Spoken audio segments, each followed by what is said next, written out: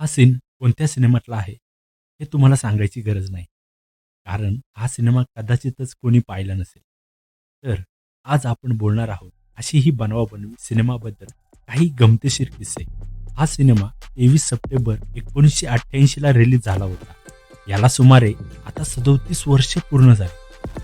आजही या सिनेमाचे पूर्ण डायलॉग्स लोकांना जसेच्या तसे पाठ आहेत. हा माझा बायको आणि धनंजय माने इथेच राहतात का? माझा इस्रायलला गेलेला मित्र वारला आणि त्याला दिलेले पैसेही वारले. हे या सिनेमातले प्रसिद्ध डायलॉग.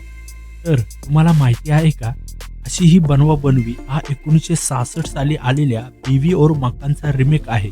हा सिनेमा सुपरहिट झाल्यानंतर हा सिनेमा 5 भाषांमध्ये रिलीज झाला.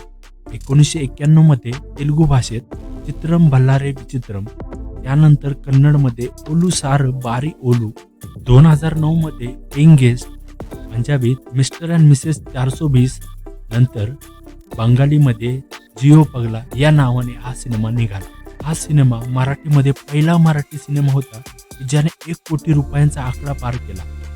त्यावेळी ह्या सिनेमाने 3 कोटी कमावले. सिनेमातील हा माझा बायको हा डायलॉग या सिनेमाच्या स्क्रिप्टमध्ये नव्हता. अशोक सराफ चुकून असा डायलॉग बोलून होते. वास्तविक त्यांना ही माझी बायको असं म्हणायचं होतं. परंतु नंतर हा माझा बायको डायलॉग सुपरहिट ठरला. या सिनेमात तिघांच्या पत्नींनी काम केलं आहे. अशोक सराफ, सचिन पिळगावकर, लक्ष्मीकांत बेर्डे यांच्या रिअल लाईफ पत्नी निवेदिता जोशी, सुप्रिया पिळगावकर आणि प्रिया अरुण याही मेन रोलमध्ये होत्या.